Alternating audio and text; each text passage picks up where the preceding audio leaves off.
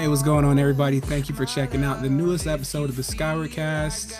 I am your host, or one of two hosts, Joey Craig, here with my co-host, Delvin Cox. What's going on, man? My young sons fantasize of borrowing flows. Tell little shorty with the big mouth, the bank is closed. The symbol of my arm is off limits to challenges. Y'all hold the rusty swords. I swing Excalibur. Ooh. Now you should know what that's from. No, I do not. Especially because you were kind of messing up the lyrics a little bit. You definitely know that, then. I do not know that. You definitely know what song that's from.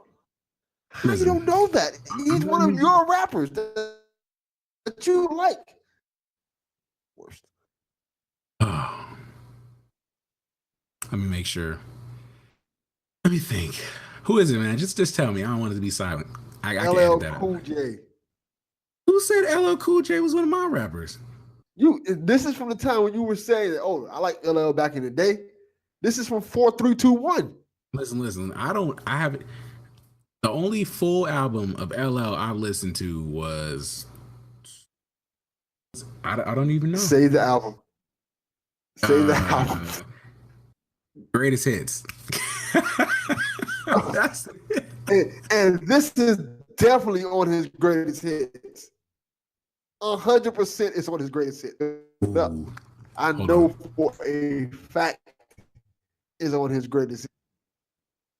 You are breaking up real bad. Greatest hits. I don't know why I'm breaking up.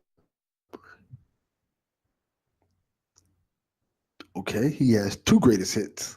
Okay, there we go. That's how dope this man is. He has two greatest hits albums. Yeah, I mean that just means he has a lot of stuff. That don't mean he's that great. He is pretty good though. He's a beast. I like I Need Love. Going back to Cali. What was it? Mama Said Knock You Out. You're naming all the old LL Cool J songs. This is not that old. But that's what those. Okay, I don't really like the in between. You know what I'm saying? I mean, there's Hey Lover, and then there's I like that LL Cool J. You know, and then I like the real like old school freaking boombox LL, and then what was that song he came out with? Love You Better. Oh man, so you like all the love songs of LL Cool J. You like the Drake type songs. Because LL Cool J is the original Drake. Exactly. That's my favorite type of LL. And that's why, you know, what's funny? I was just talking about how once LL left that lane, you know, because he started to fall off around like 2008, right?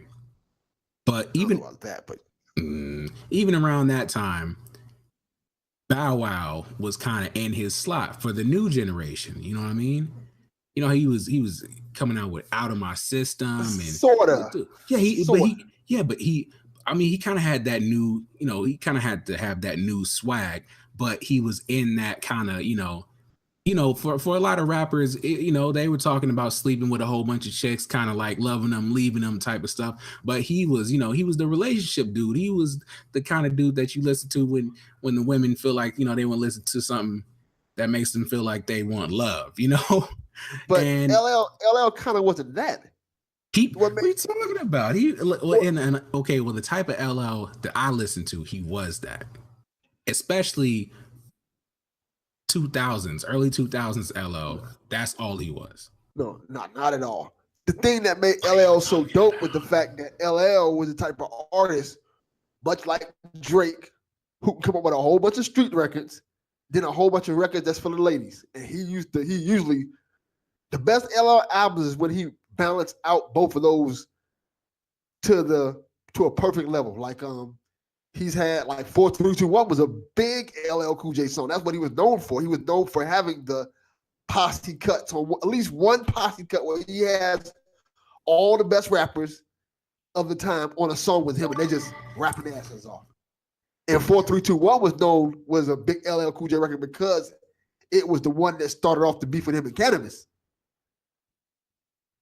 I hear what you're saying, But what I'm talking mostly about post 2000s LL.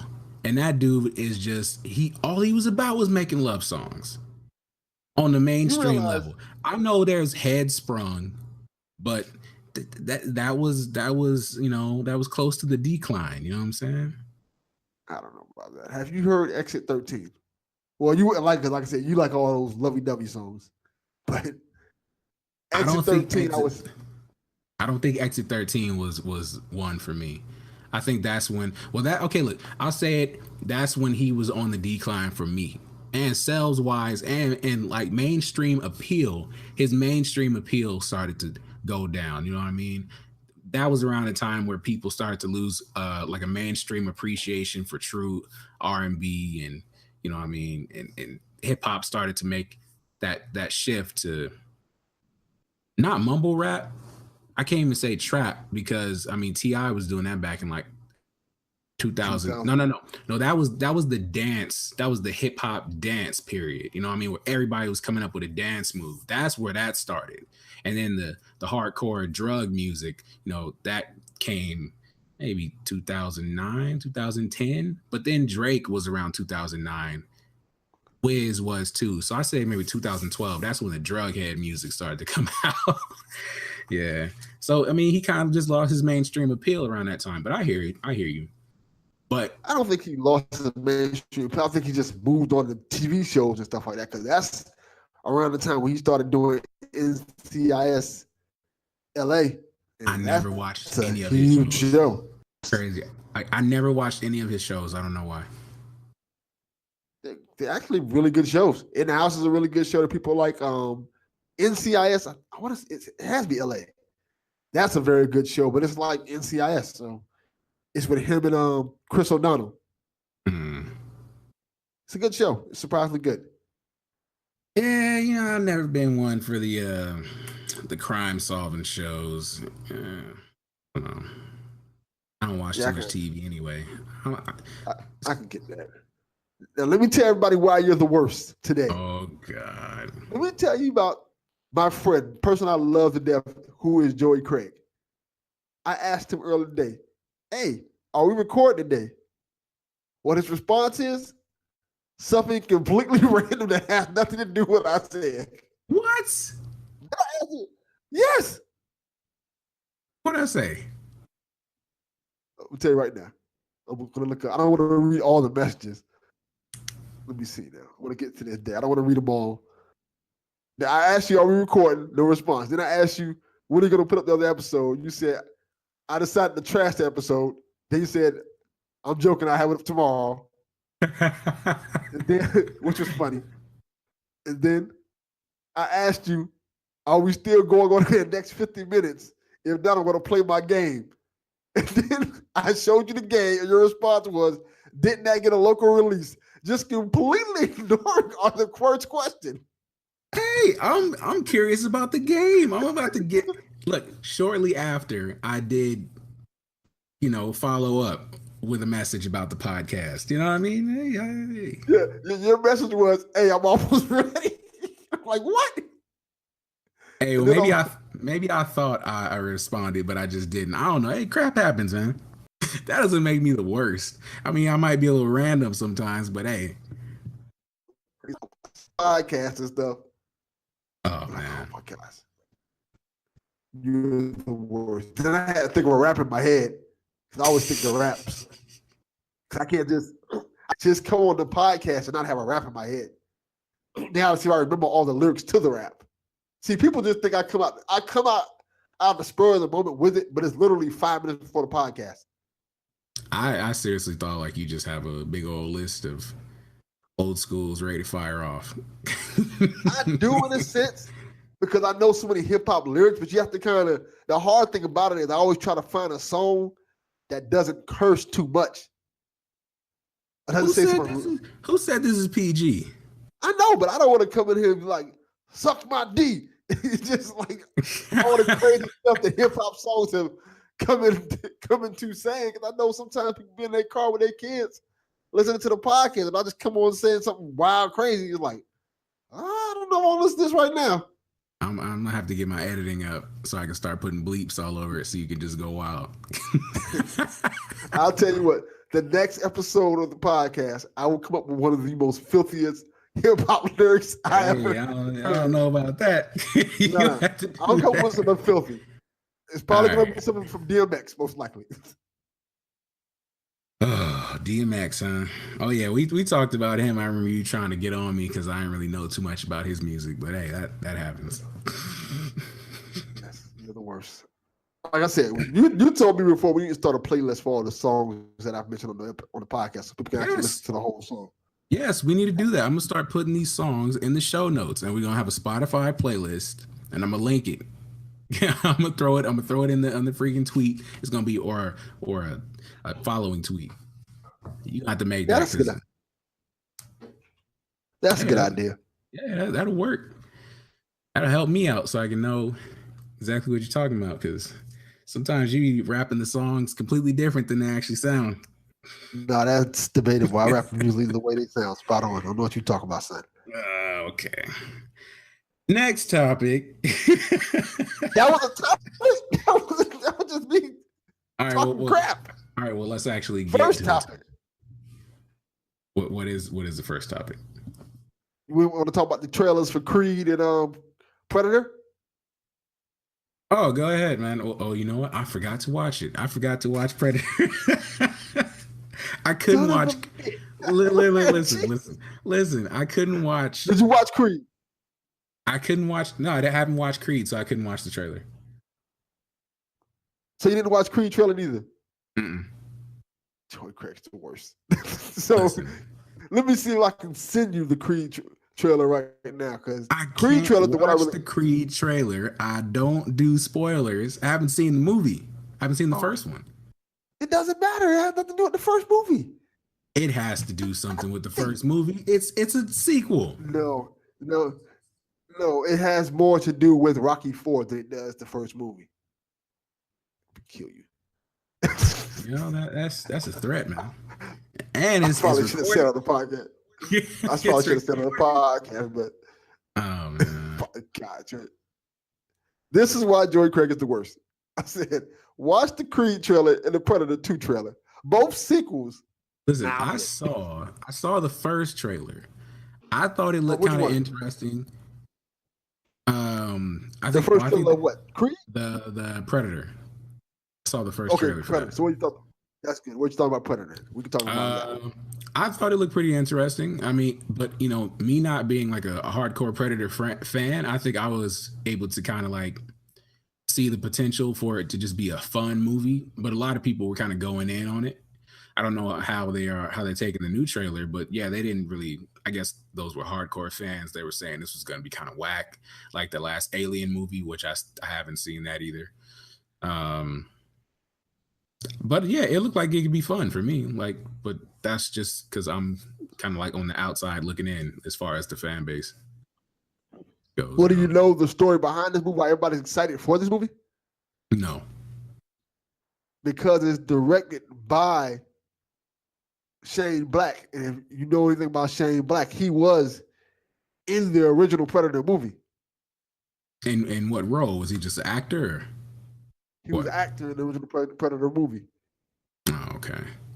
And I think this one is supposed to be, if I'm correct, I'm not sure if I'm correct or not, but I think this one is supposed to be an actual, like, direct sequel to the first Predator movie. And I was saying one day I'm gonna have to go back and check those out. The only Predator movie I ever seen was Alien versus Predator. That's a terrible movie. That movie is awful. I thought it was a good movie. No, you have terrible taste in movies. Listen, you should, like I said, the first Predator movie is great because it's a little cheesy, but it's great in terms of like action. And it's one of Arnold Schwarzenegger's first movies. So you're getting Arnold Schwarzenegger in his prime. You're getting Carl Weathers in his prime. You're getting Jesse the Body Ventura. It's just a machismo fest. It's utterly ridiculous, some of the things that happen in the movie, but it's fun. I forgot he was in Predator. Everybody in the movie like they're on. You forgot he was in Predator? Yeah. He's the one who made the franchise like known. You see, like another That's thing what I do. about me, like I'm not the biggest Arnold fan. See, my favorite movies of Arnold are like Junior and was that Christmas movie? Dang, I love that movie. I don't know why I can't remember the name. Jingle All the Way. You Jingle. have horrible taste. You Oh have my, horrible taste. are you He didn't say serious? like Predator or Terminator or Kindergarten Cop or any of the movies that Arnold Schwarzenegger is known for. Oh, did I lose Joey? No, no, no, no, no. I'm still here. No, you Oh, you were you. breaking up. You were breaking up super bad. I You don't know sounded why. like I T sound. Pain. I sound clear on my side. I don't know why. I sound clear. Broken up on your side. Yeah, you know what? It might be me. It might be my internet bugging out. Oh, you know, or it might be this browser because I remember when we switched, we didn't have that issue. Okay. But you're Okay. good Well, right now, so hey, just kind of ride let's with keep it. going. Well, since you killed one of the movies to talk about, I have another topic that we can talk about that or place that talk about Creed. What's that? So Lee Daniels owes Damon Dash dollars. Did you see this video? He owes Damon Dash money. Yes. No, not money. $2 million Why? and never paid him back. Okay, I'll give you a little bit of backstory what I know. Apparently, when Lee Daniels was coming up with the money for what the movie was that he came out with, Precious, asked to borrow $2 million. And you know how long Precious came out? Yeah, it's Quite been. some time ago. What was that, like 10 years? Yeah, just about 10 years. And he gave Lee Daniels the money. Lee Daniels said he was going to pay him back in a month. Never paid him back. And for those who don't know, Lee Daniels is doing very good for himself right now in terms of like, I think he's the showrunner for Empire. He has Freaking so many star. Oh my goodness. stars, so many shows, and he still hasn't paid because Dash ran up on him. And I think it was at a gospel concert. He ran to Lee Daniels, and it's going viral right now. The video of him airing out Lee Daniels, like, "Hey, where's my money?" Well, I don't understand why he just didn't take him to court. Why you gotta? I mean, because he could potentially like this could be used against him. You know what I mean? To get less. Well, I'm quite sure he didn't take him to court because I, to what I would think is he didn't take him to court because it wasn't a thing where he was like, "Hey, here's some documents to sign. Here's $2 million." I think it's more of a thing like, "Here's $2 million. Pay me back when you get the money back." Well, that's So on him. No one. You don't have a freaking verbal agreement to give away freaking $2 million. You better have all that on paper. I would have had video of you signing some contracts. You know what I'm saying? Photos. All. No, no freaking way. But well, let me give you what Dame Dash said from his Instagram. His Instagram, for those who don't know, who want to look it up, is Dusto Poppington. That's a dumbass name. Dusto Poppington. Yes, that's his Instagram name. Bugging. I straight up loaned this dude, Lee Daniels, at Original Big Daddy. That's another whack ass Instagram Original name. Big Daddy. What is wrong with these fools? Yeah, $2 million to pay for his dream of being a director. It was the money I was using to fund my movies, and stay indie. He promised to get me my money back in months. Then he made Precious and goes missing, so he doesn't have to pay me. Wow. Then the Butler, Empire, same shit. Why does this dude feel like he doesn't have to pay me? Why do I have to look crazy to get my money back or go to court? Ask Original Big Daddy, why doesn't he feel like he has to pay me, even though he has it? What type of shit is this? Hashtag pay what you owe. I'm going to put this whole thing on my IGTV in a few. True definition of a culture vulture. Eats off the culture, but robs the culture at the same time. See you back in court, Lee. You're going to pay me what you owe. Please, everyone ask him. He doesn't think he has to pay me. Then at the end, Dame Dash added TMZ TV, Van Lathan, The Shade Room, Deadline, World Star, Vogue Magazine, People, Page Six, Oprah, and Holly Berry. He's trying to get that out to everybody. Trying to, he's really trying to throw him under the bus, which I get it. For $2 million, I'd be ready to literally throw you under a friggin' bus. I wouldn't do it though. Yeah. Just saying that because for $2 million, you get these. If you owe me $2 million, I may commit murder. I'm telling you straight up right now. A crime may be committed for $2 million. Yes, for $2 million friggin' dollars. I don't even understand what's the whole point. Like, if this is true, you know what I mean? Because I'm sure it's true. How can we be sure? You know what I mean? I don't know. I don't know what what the deal was between them. You know what I mean? He might have. You gotta watch the video. I'll say that. You gotta watch the video because in the video, when Dame Dash confronts him, Lee Daniels doesn't deny it. He confirms, like, hey, and he's backtracking, like, hey, give me your number, I'll call you. And Dame Dash like, no, nigga, you're not gonna call me. I need my money now. Yeah, because he has freaking $2 million on deck at a gospel concert. No, I mean I understand. Like, okay, I know you got it. Let's hit this ATM. Let's make this happen. I don't care if you got to do it in installments. You're gonna give me a down payment right now. Yeah, it would have to happen. I'd have to have the Goon Squad come collect old Lee Daniels. Yeah, it had to go down for $2 million. There's no freaking way. Oh my goodness. But I'm gonna have to check that out, man. But I don't really. I try not to get into the celebrity drama, but sometimes it's just too appealing, you know. Freaking real life empire type trash. Yeah, there's no other way to say it. Yeah, that's what it is. Oh, and it's very enjoyable. You know what? Let me ask you a question, right?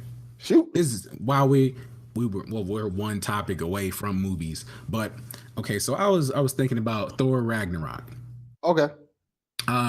You saw it? I love it. Yeah. Okay.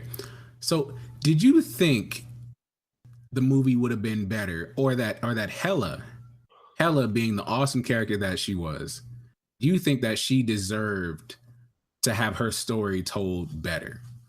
In the past Thor movies, things were more serious. It still had a little comedy here and there, but in a serious moment, in a serious situation, everything wasn't just glossed over. And they kind of just took Hela's backstory and just kind of glossed over it, turned it into a mural. You know what I mean? They ain't really dig into it or really show the emotion behind it. You know what I mean? She's an emotionally torn woman. And I get it. Like she's been through a whole bunch of stuff, and they just really just glossed over it when it could have been such an emotional movie, and it would have still been the best Thor movie ever created. They still could have had the comedic part, like when they were on the other planet. But I think the way they handled her story was just kind of that's a fair assessment. That's a fair assessment. It was so. Go ahead. I think it was done like that for a reason. Because if you watch the movie, I've said this before. I don't know if I said this on this podcast or whatever, but it feels like a rock album. It's so bright and colorful, and it's so much going on in the background where he's literally like fighting dragons and monsters in the movie. And it's crazy to think about that. But it looks like you ever seen like the cars that have like the paintings of like a barbarian fighting a dragon that you see like in the 70s. Yeah, that real hardcore 80s vibe. It really or 70s vibe, one of those. Yeah, it feels like that. And I think that's by design. Now, that's why I think they didn't want to lean too much in story, because the story is very simplistic. And they could have gotten deeper and darker with it, even though the movie itself, if you really watch Thor Ragnarok, it's a very, very dark movie. They make light of it. Yeah, but it's extremely dark. Like literally, spoilers for Thor Ragnarok. For those who haven't seen it, really, it's been this long, you haven't seen it. Spoilers for Thor Ragnarok. Last time I'm saying this. Spoilers for Thor Ragnarok. Go watch it on Netflix. Yes. Literally, in Thor Ragnarok, they blow up Asgard. They destroy his home planet. That is like dark. Thor Ragnarok does not have a happy ending. Yeah. It didn't. It not only does it not have a happy ending, it ends the movie without them on a planet. They're on there like an escape vessel. Like, oh, we're gonna find hope. We're gonna find hope. And what happens? Thanos pulls up. Yeah. Kills the. Whoa, wait. Now you're getting into Infinity War. How was it going to go there? Yeah. Let's not. Yeah, but oh man, I think there was a whole bunch of missed opportunities there, and I get that they just kind of. I get where the director wanted to take it, but I still feel like it was the. I don't want to spoil. So what? Well, you already gave the spoiler warning. The way that, the way that they. Don't go to Infinity War, but we can talk about the Thor. I gave us no. huge I'm not. Yeah, I'm not gonna touch that, but you know, the death of freaking Odin and just the way they handled her story, like it was what she went. They turned her into a freaking child soldier. You know what I mean? That was so emotional, and they didn't dig into that at all. It was like they unnecessarily turned her into a villain when she was really a victim. You know what I mean? I think at the end, I would have loved that movie more if they would have found some type of way to resolve things relationship wise, because it's like she didn't have to go down that way. It was almost it just kind of seemed pointless, and I really wanted her story to be told. You know what I mean? It's like no, I think it's worse. I think it's worse than how they're doing Black Widow. Like they showed us, we know that she has so much depth, but they just gloss over it. Well, they kind of explained it away in a sense, because one of the things they said is that Odin got rid of her because she was too dark and she was obsessed with the violence and the fact that Asgard, the more death and violence that happens on Asgard, the stronger she gets. So that was their way of explaining it away. I don't think it was a good way of that. He did that. He turned. He freaking created a monster. She was a child soldier. You know that might be a result of freaking you know, PTSD or something, or you know, or whatever psychological trauma it may have caused. It's all his fault. But they don't dig into that. They don't really.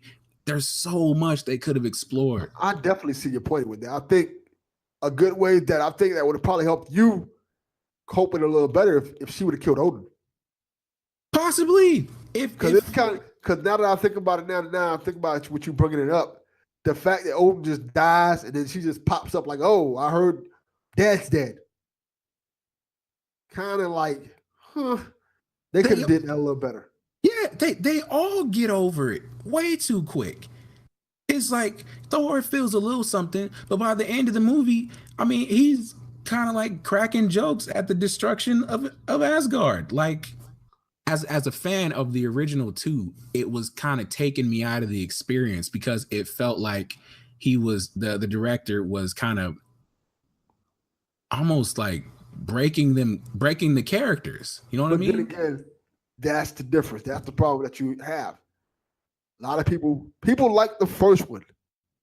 People didn't like the second one. You like the first two. The Dark World was a really good movie. I don't understand why anyone would have an issue with that. You're in the minority of that. I thought it was a good movie. I didn't think it was terrible. People make it seem like it's a horrible movie. I didn't think it was that at all. But we're in the minority. People will honestly say that that's the worst Marvel movie. Oh, anyone who says that has never seen Iron Man 3, which is the hottest piece of garbage ever created by Marvel. Now I'm thinking that. Garbage. I don't think it's garbage, but I didn't. There's a lot of things I didn't like where they took the crap out of his chest for no reason. There's a lot of things I didn't like about Iron Man 3. The way that they did the Mandarin. That was terrible. I didn't like. Oh, but they that was so bad they had to fix that. Did you see they fixed that? What you talking about, the chess piece? No, the Mandarin. They fixed that. How? Okay, I think it's on one of the Marvel Blu-rays. I don't know if you remember this. Marvel used to do these little small like movies that they would put on like special edition of the Blu-ray, but they'll tell like little side stories. I mean, that's cool. I mean, I might have to look it up. I'll look it up on YouTube. But I mean, I'll tell you what happened though. All right, good. what ended up happening is they show it's like a little scene where the Mandarin, well, the guy who was playing the Mandarin was in jail, and he's getting treated like a king. They're like, oh yeah. They're asking him to do all the lines from it and stuff like that, and he's bragging about it. And then he goes and he's doing an interview, this reporter comes to interview him, and he's like, and the reporter says, "So, have you been worried about what happens if the real Mandarin feels how the real Mandarin feels about what you did?" And he's like, "Oh no, I don't think it'll be an issue or nothing like that." So then the reporter pulls out a gun and just starts shooting all the guards, and then they take him away, and they're basically taking him to the real Mandarin to kill him. So wait, I thought the other dude, the dude that kind of like started looking like Human Torch near the end, I thought he was the Mandarin. Like he was the power behind the character. He was the power behind the character, but he wasn't the real Mandarin. The Mandarin was a real person that they based the actor off of. So in the Marvel universe, there is a real Mandarin, and he was pissed off that they did this.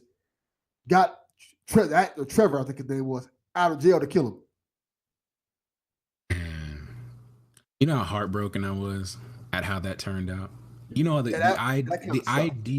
idea of Tony Stark going against a freaking magician. I'm talking about. I thought he was going to be picking stuff up with his hands, throwing stuff.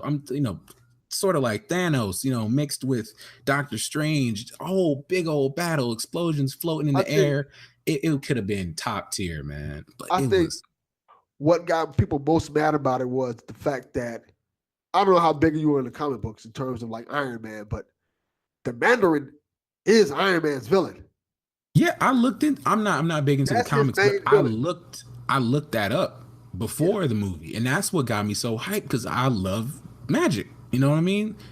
The Mandarin is his villain. That's his Red Skull. That's his Lex Luthor. That's the guy that when people think of Iron Man, his bad guy, they think of the Mandarin. Now, I don't know if they didn't want to lean into the Asian elements of the character and the things like that and the mystical arts of it, but yeah, that kind of took the wind out of Iron Man. It really did. And I mean, that doesn't make it wouldn't make sense for them to say, okay, well, we don't want to give in to Asian stereotypes, so we're not only gonna cast a white guy in the role of the Mandarin, a villain who's known to be Asian. There's just a lot of problems with that. It's a lot of problems with that whole thing. Even the whole thing about with Doctor Strange, the ancient one is supposed to be Asian. Yeah, the part that's played by Tilda Swinton, and instead they just gave it to a white woman. They're like, oh, that's close enough. Instead of taking time to look for an Asian actor or actress, which they probably should have did. Not saying that she did a bad job or anything like that, but she did a great job. But they definitely should have done that. Stayed true to the role. I mean, and I know because I can be selective sometimes. Because if a white person gets swapped out for a black person, then it's like, hey, a win for us. You know what I mean? But then if I see that the other way around, but the reason for that is history. You know what I mean? We have a whole bunch of so to see a group of people that already don't have that many roles getting one a very important one taken away from them, that's not okay. But to see white people who already dominate Hollywood lose a role, it's not really a thing. I look at it like this: if it's a character, if the character's race has nothing to do with the character, like it doesn't matter if this character is black or white, then I don't mind it going to a black actor or a white actor or whatever. But when you have characters like the Mandarin or the Ancient One, or what's a better example? There's plenty I'm trying to think of examples. Okay, they're doing a Akira movie soon. That's what be coming out. Mm-hmm. That has to be Japanese. That feels like a movie that should be Japanese. They're going to whitewash it. But it's like, you kind of like, you should pay homage and pay respect. Even the perfect example is Death Note. The Death Note movie that they had. instead of whitewashing it, they Americanized it, which was fine, but it didn't have the same feel of the Japanese anime did. Yeah. I think when you do that, you have to give a valid reason for it. Even with the Ghost in the Shell, which I actually liked, I thought was pretty good. Their whole logic was why I can't remember her name. Why she wasn't Asian was because she was an android, and they made her like an American android. It's kind of but you could have got an Asian actress too. Yeah. Yeah, there's just always a whole bunch of bull crap going on with that kind of stuff. But oh man. But anyways, dang, we jumped all different movies and got into we had a couple topics lined up. Yeah, I think we shouldn't go into some of these other topics we had lined up because this ain't the episode to do that. Hey, well. Yeah, that kind of drag it along. But no, we can't leave it like this. These are like little starter topics. I'm not starter topics. We've been going for like almost an hour. Your clock is a little off, man. I'm not saying to leave it like this, but I'm saying that we don't want to get into this next topic. Like, hey, what about that travel ban? Nah, that's not a good idea right now. We're gonna bring the whole podcast down. Well, since you started talking about the travel ban, oh, hey, listen. That's the way of the world. Things don't always go, just up or down. Is a wave. You know what I'm saying? That was the point. I wanted to start with the movies, and then we get with the heavy hitter. Get everybody depressed. Hey, look. That's how it has to go sometimes. Nah, it's not going to be depressing. We can talk about a serious topic and keep it upbeat. You know what I'm saying? You ever seen the freaking Joe Rogan podcast? That dude talks about serious stuff. Say what? I may have listened to one episode. Who else has a podcast where they talk about serious stuff, but they still keep their, that same energy about it? You know what I mean? Tobin Cox Experience. No. Oh man, but no, let's go into it, man. We can keep it upbeat. All right, let's get into it. I guess I'll read what those who don't know. Okay, I'll read it off of CNN to give you guys maybe I shouldn't read it off of CNN because people call that fake news. But anyway, I'm reading off of CNN because this is what they're saying, and this is how it is. The Supreme Court just handed a huge victory to the Trump administration by upholding its controversial travel ban, which restricts nationals from 7 countries from entering the U.S.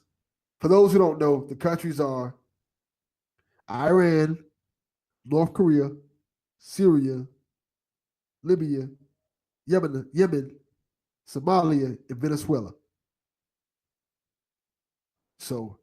For those people from those countries cannot come to the United States. And what's the reason behind that? Pretty much because,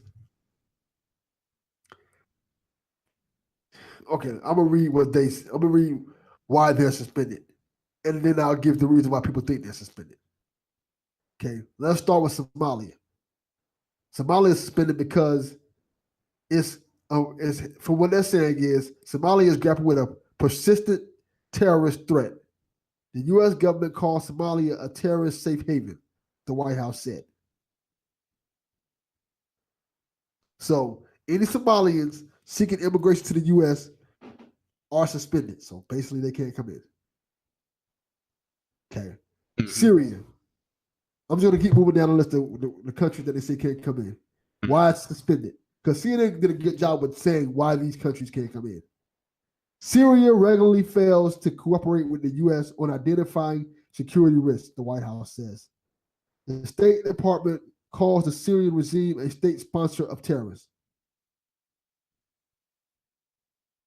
Okay? So that's Venezuela. This is the third one. Why suspended? The Venezuelan government fails to adequately share public safety and terrorism-related information, the Trump administration said. What? Okay, now this is the key factor. This is the key factor with the Venezuelan thing. because it tells you which Venezuelans can't come. The suspension doesn't affect most Venezuelans, mainly just government officials responsible for those inequalities. Well, I said that wrong. The White House says. Okay.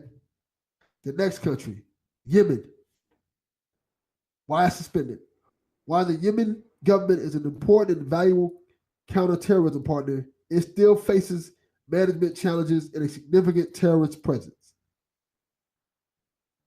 So, immigrants are suspended as well as non-immigrants on business and tourists with visas that can't come in.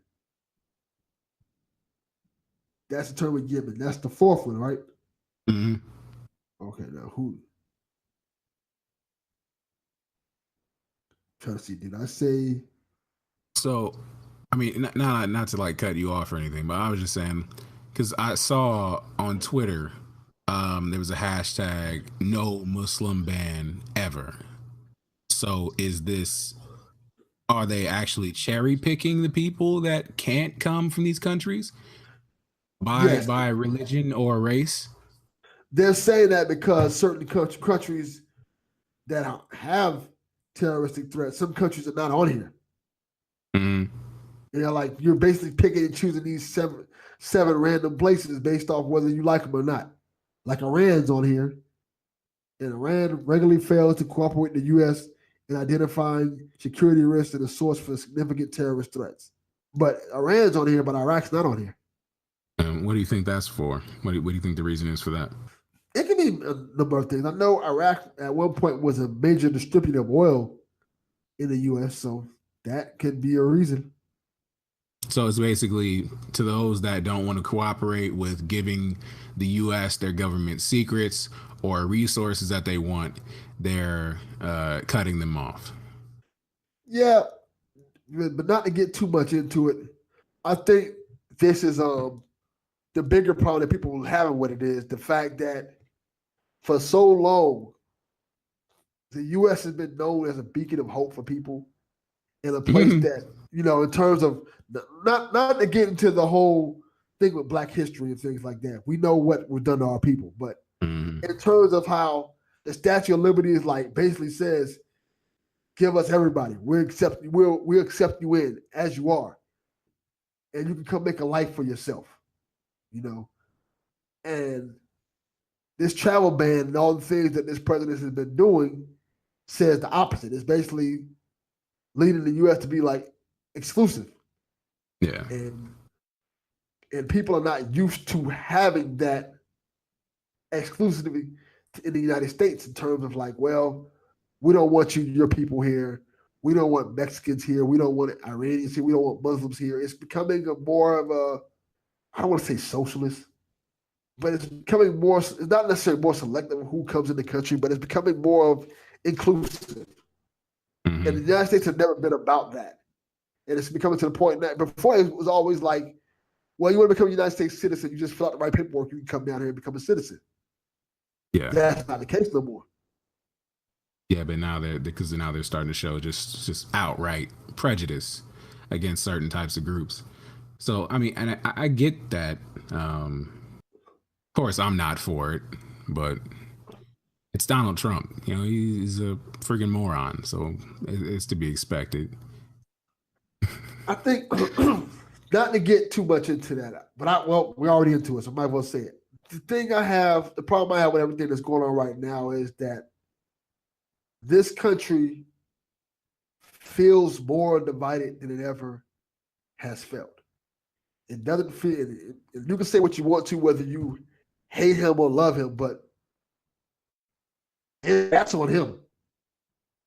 It's almost 2 years now. At some point, he has to take responsibility for the things that's happening in this country.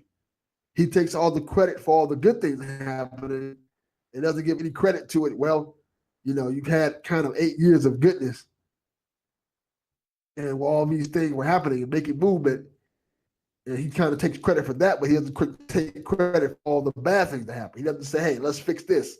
Let's fix all these school shootings that's going on. Let's fix the suicide rate going up that they've been saying has been happening. Let's see what's going on in these brass tacks, what's going on in this country, things that that we can fix. Now, there's some things he's done that's been pretty good, I think, but it's not been because it's been genuine, to my opinion. It's been because his hand's been forced to do it. Yeah. It's like I said, it's getting to a point where it's crazy. I'm not going to say everything is his fault, but it's almost like I know some people weren't a fan of Obama, but Obama had this talent to incite hope into people. Mm-hmm. And Trump kind of has that too, but it's with racist people.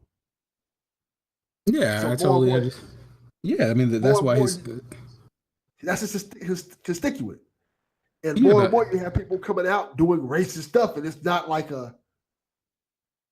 it's becoming commonplace. Mm-hmm. Like, did you hear the story about the lady calling the police on a little girl for selling water?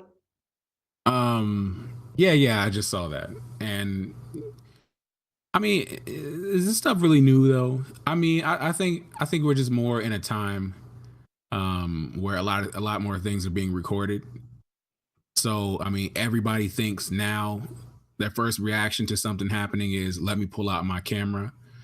Versus maybe even 10 years ago, that wasn't a big thing, but this stuff was still happening. It was just now everybody can actually see that it's happening. You know what I mean? So I agree, but it seems more prevalent now. Maybe it's not, but it seems more prevalent. It seems like people are using his name to say stuff that's crazy. Oh, definitely. Yeah, like he's definitely empowering people, making them feel like, okay, well, the president feels this way, and if he can, then he's our leader, so I can feel free to say whatever I want. You know what I mean? But the division, I wouldn't say that he was the creator of the division that we're feeling right now. That mess started way back, when Obama first came. Like remember the racists were getting. It was like the racist politicians were being exposed every other week for calling him a monkey or something crazy right after Obama became president. You know what I mean? And so the whole country, the people that were covert racists, all that just became overt overnight. And I was actually happy about that. You know what I mean? I'd rather people let it be known how they feel rather than smile in my face and call me a monkey behind my back. You know what I mean? That's a good point. I completely agree with that. I think it's better that they're out there, but I also would like to see consequences for these people's actions. Because I've always been a strong component of you can do and say whatever you want to say. That's one thing, but there's consequences to everything you do. Mm-hmm. Like if you choose to live a life of murder and rape and pillage, it's going to come back to you. One way or another, eventually you're going to get caught, or eventually something's going to happen to you. And it's the same thing about racism. If you choose to live a life where you're calling people the N-word and doing racist things, don't be surprised when you lose your job because people are like, we don't want to be around you. Yeah. And people think that they have this privilege of, well, I have freedom of speech. I can say what I want to say. Yeah, you can say what you want to say, but that doesn't exclude you from having consequences. Freedom of speech does not mean I can say what I want to say without anything happening to me. It just means you can say what you want to say. That's just what it means. You can say what you want to say, but people have the right and the responsibility almost to respond to that. And there's consequences for everything you say. And a perfect example of that is Roseanne. Mm-hmm. She had the right to say exactly what she said, but now she has the right to have to deal with those consequences for what she said and what she did. Oh, definitely. Which, I mean, I don't understand what would make her think that was something okay to say. Yeah, that's a whole other topic that aggravates the hell out of me because people are like, and I don't think people understand what they're saying about it. They're like, well, yeah, she lost her job and she's getting her comeuppance from it. Yeah, but one, Roseanne's a millionaire. And two, I kind of knew what's happening now is what's going to happen. They're bringing back the show without Roseanne. And people are like, yay, they're bringing back the show. But You have to realize it was her show. To bring back that show without her, you have to pay her off. So she's getting paid for that show. And maybe she's not getting to be on the show, but they had to give her a lump sum of money to get off the, like, hey, we're taking over your show now. It's not like we can just take your show and not pay you for it. No, but it's not going to be her show anymore. It's going to be based on the characters. But and then also, I heard a couple weeks ago that, not a couple weeks ago, it wasn't like last week, that she said that she gave people full permission to go, all ahead with a spinoff, and she's not going to be involved in it in any way. You know what I mean? So, what do they owe her? They have to pay her for that. Did she create the characters? Yes, Roseanne's her characters. All the characters. Yes. The whole show idea was hers. I don't know. I feel like when you're fired and you sign off those rights, I'm pretty sure I don't know. From what I heard, I need to look into it a little more, but I thought she just completely signed off anything that she was owed, almost as a sorry to all the people that she almost caused to lose their jobs. Now, if she gave up the money that she was supposed to get for the spinoff, because I think they paid her a lump sum to get her off the spinoff, to say that you have nothing to do with this show. But if she gave up that money, that's pretty dope. Then that's a whole different story. Yeah, I could be totally wrong though.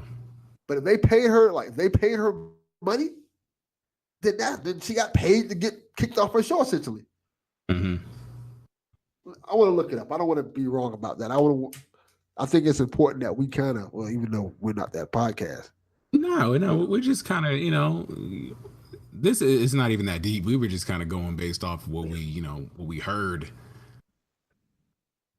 And we both let it be known that, hey, we could be wrong. We just this is what we thought what was said, And then the story can change from source to source. So even if you look it up, it might not be 100% correct.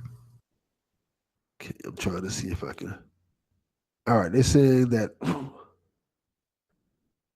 Warner and Barr reached an agreement that will allow Warner Entertainment to produce the spinoff without Barr's further creative or financial participation.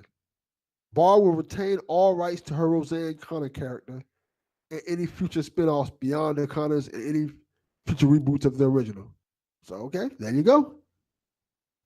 So it seems like from this show, she completely signed over all rights, but she still owns. Well, she signed over the rights to that. They could do the spinoff without her getting any money for it. Mm-hmm. But any other spinoff, like if a spinoff of that show comes up, or a spinoff of Roseanne, she has to get paid for it. So anything within the Roseanne universe, yeah, okay. The Roseanne extended universe. Crazy. Oh man, she took a good situation and just completely burned it to the ground. Yeah, to be honest, she took an interesting, how would you say it, social experiment, and just completely destroyed it. Even though we got a full season of it, I think the Roseanne show and the concept they took of it was very interesting in terms of, even though I didn't watch it because it wasn't for me. I never liked Roseanne in the first place, but the whole idea of, hey, we're going to take this show where the main character is a bleeding, Trump-supporting Republican, and her family is not that. That's an interesting concept. It is, but it felt so different from the old ones. You know what I mean? I was actually a fan of that series. I watched I may have watched every freaking episode. I loved it. But it seemed so different because everything was making a political statement. You know what I mean? It was like either female empowerment, the freedom to choose whichever side, I guess, political party you want to be a part of. It was just, not gender, but I guess because the kid was Darlene had a kid that was kind of like feminine, and it was about being yourself. Everything was making some type of statement about a social issue going on in 2018. You know what I mean? And it was like, okay, well, where's just the random comedy that was just, in the old ones. Now everything is super duper political. You know what I mean? I watched a video about that the other day, and it made so much sense. And it kind of gave me an idea of why it just didn't hit for me like the other ones did. But Well, like I said, I wasn't a big Roseanne fan in the first place. So when they said it was getting canceled, I'm like, okay, don't care. When they said it was coming back, I was still like, okay, don't care. mm-hmm. Which is not a knock on the show, but it wasn't my show. Even like the whole thing with the Cosby Show. When they were talking about Bill Cosby, I'm like, I wasn't a Bill Cosby fan. I loved that show. That was one of my favorite shows. I like Different World, but I've said it before. I was more of a Jefferson's guy because the Jeffersons seemed more realistic to me. The Cosbys, they were more designed to create a new ideal, like for the black family in America. You know what I mean? To kind of give you an idea of what you could be like, what you could reach, versus sticking you in realism. I mean, because we had enough of that, you know what I mean? But it was like, but what can you reach for next? And I applaud them for that. That was awesome. But I mean, aside the behind the scenes stuff aside, I think it still deserves credit for everything that it accomplished. Yeah, I think that's true. But I was more of a Jefferson's guy because Jefferson's was more of a realistic view of that. George Jefferson was a successful black man who made a success by himself and not succumbing to what white people wanted him to do. And he was straight up honest about it. He was more of like, hey, I don't care what you want, honky. I'm going to do things my way. And just like y'all use me, I'm going to use you to my advantage. And I thought that's what you'd see with successful black people when I was growing up. Mm-hmm. You see people kind of have this kind of standoffish stance towards white people because they've made it already. And they're like, you know what? I don't need you to make it. I made it for success myself. And they wasn't necessarily being like, well, we got to play ball.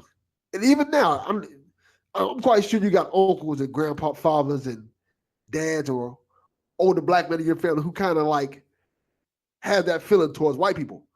I mean, I'm sure there's the current generation that still hold that. I mean, simply because it's, I mean, not to say that that's a good thing or a bad thing, but it just kind of is. When you learn the history, I mean, you can everyone reacts to it different ways. You know what I mean? So some people go full on Black Panther about it, and other people feel like, okay, we're gonna be a part of the integration movement to fully unite everyone together so that this never becomes a problem again. Other people are like, okay, well, we are gonna, anyway. So you get what I'm saying.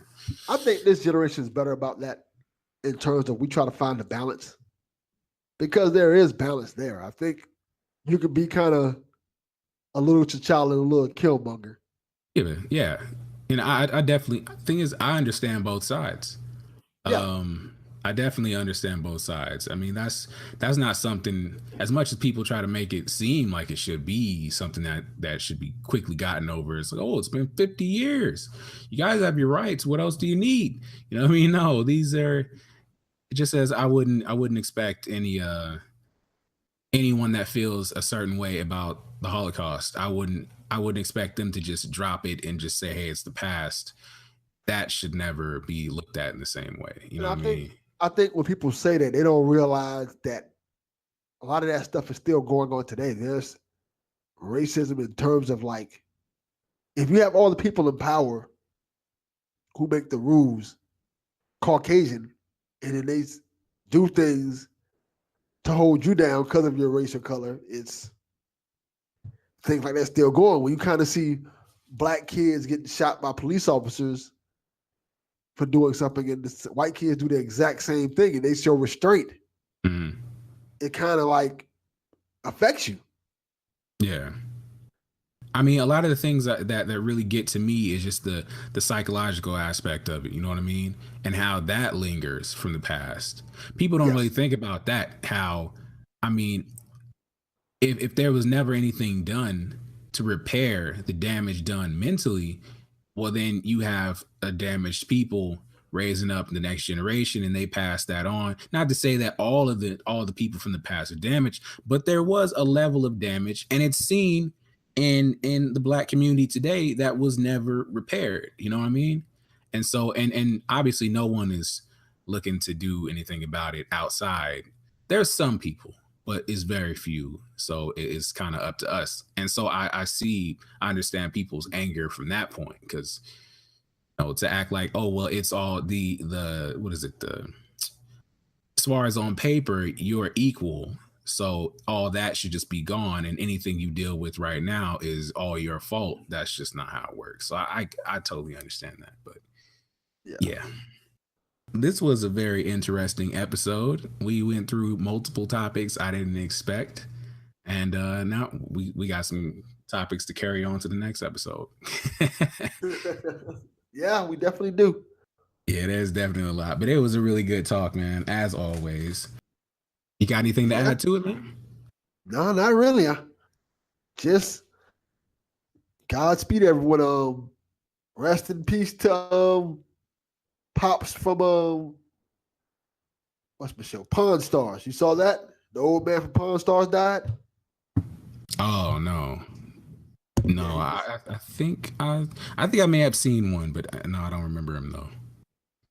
Yeah, he just passed away this week. That was he was 77 years old. So yeah, that's about it. Yeah, I honestly thought you were going to talk about. Thought you were going to say rest in peace, the XXX. I've said it enough. I've said it too much. Yeah. Oh, I can say this though. Rest in peace, Vader. You ever used to watch WCW wrestling? Mm-mm.